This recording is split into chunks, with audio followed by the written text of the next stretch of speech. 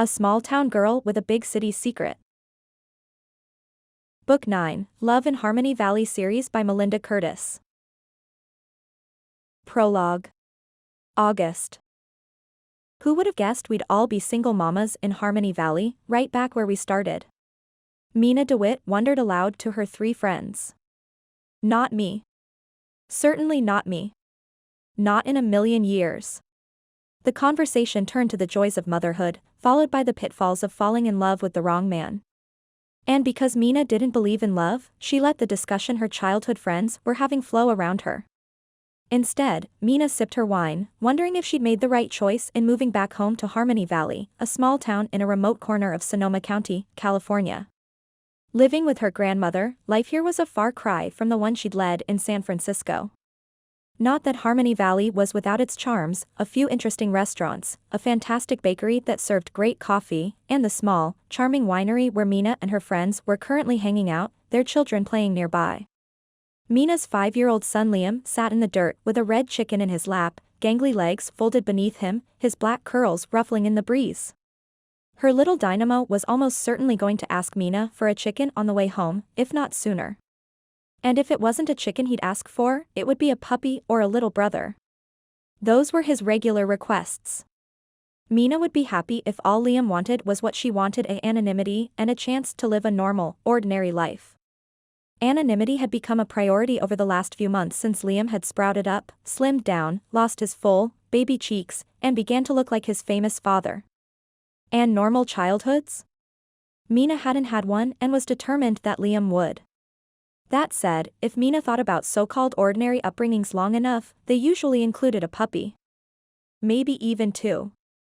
Growing up the daughter of a career military couple, the only pet she'd had was a goldfish.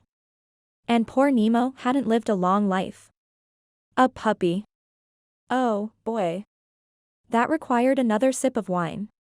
The eucalyptus leaves rustled in the trees above them as the afternoon breeze teased cooler temperatures to come. A curious red-winged blackbird flitted about a nearby trellis, chirping as if begging for a cracker crumb from the basket on the table. A couple ambled up the path from the river, wine glasses empty. There were no sirens. No horns honking. No one had their noses glued to beeping or vibrating cell phones.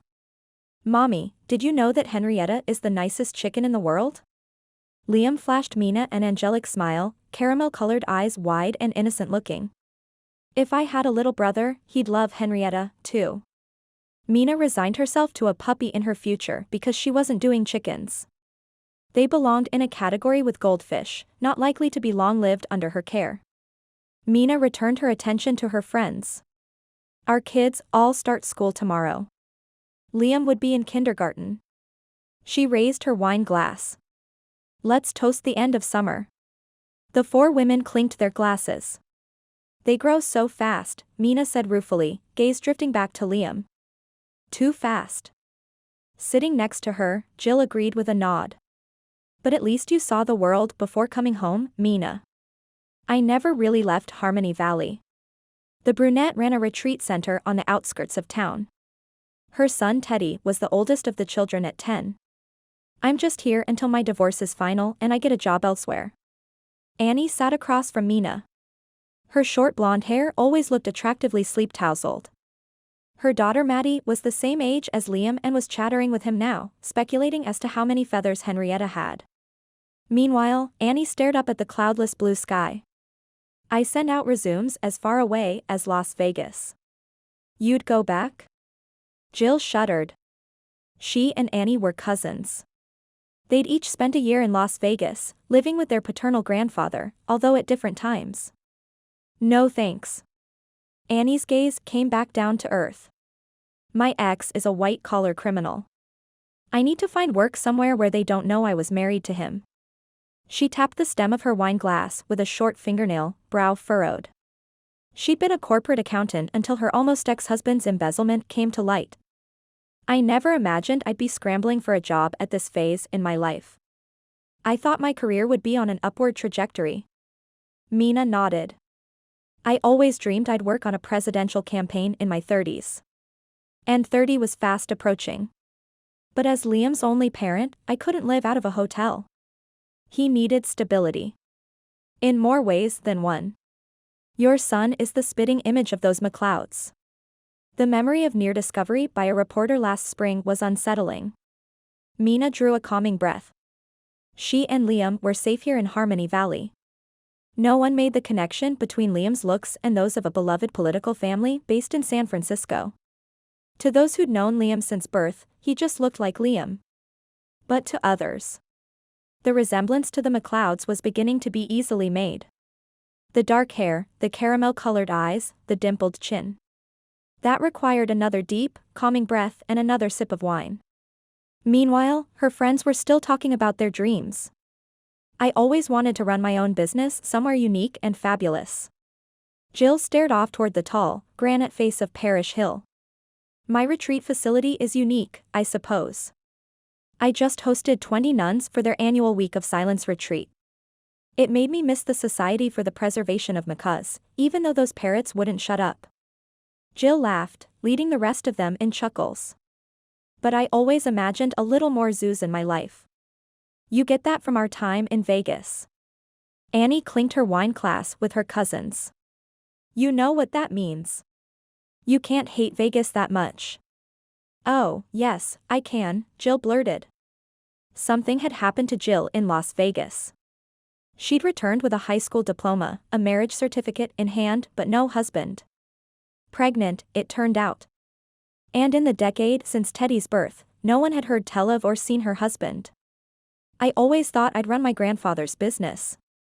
From her seat opposite Mina, Corey refilled their wine glasses.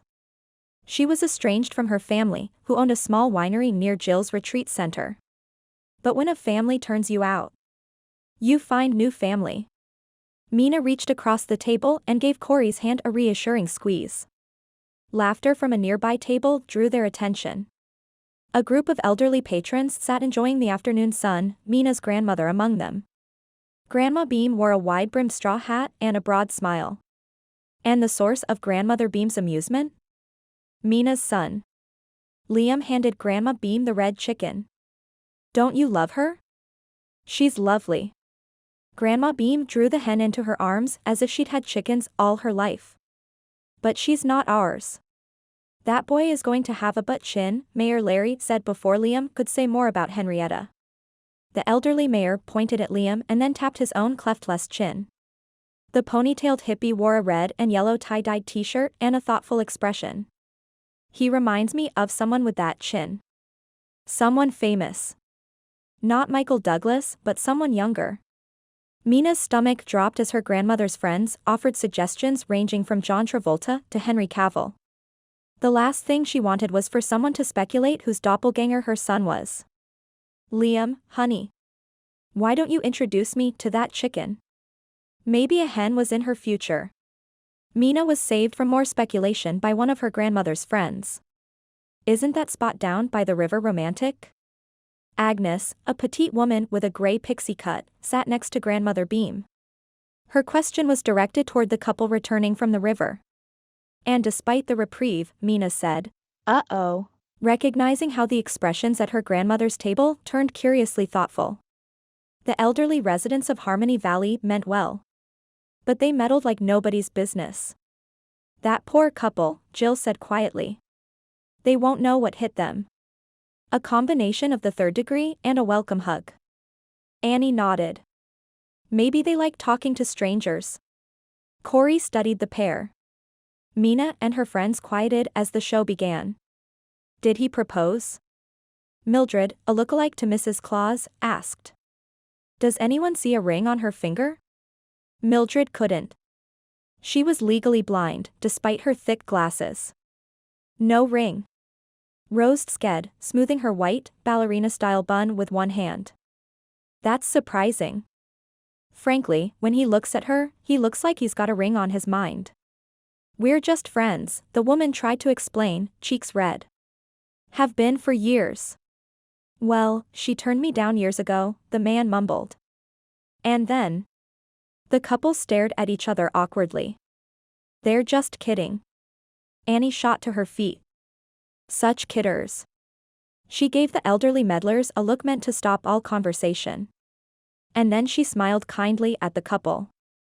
Come inside the tasting room. I've got some free wine for you. She worked part-time for the winery while she searched for full-time employment. We weren't kidding, Rose said when they disappeared inside the tasting room. We could see the sparks. They're wasting time with that friend's label. Agnes refilled her water glass from a pitcher on the table. Just look at the besties in town who recently got married, Shelby and Gage. There's proof that friendship makes for the best marital partners.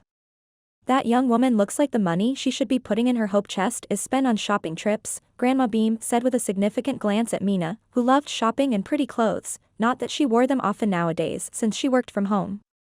That young man is probably spending all his spare money on fancy cars instead of a wedding ring, Mildred ventured a guess, most likely influenced by her having been a race car driver in her youth. What's he driving? Did anyone see? Grandma Beam and her friends speculated as to which vehicle in the parking lot belonged to the couple, diverted from guessing which chin-dimpled celebrity Liam resembled, which suited Mina just fine. No one knew about Mina's whirlwind fling 6 years ago, which had been a short, happy time with a bittersweet ending. A dead ending.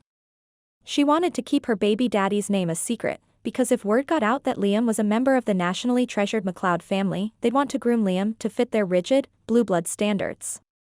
He'd be in the spotlight, on display, required to behave, not be his mischievous self. Mina drew another deep, stabilizing breath, tucking grief and fear back where they belonged while reassuring herself that she and Liam were safe here. No one knows. Not even her family and friends. And even though Mina hated lying to everyone, she planned to keep it that way.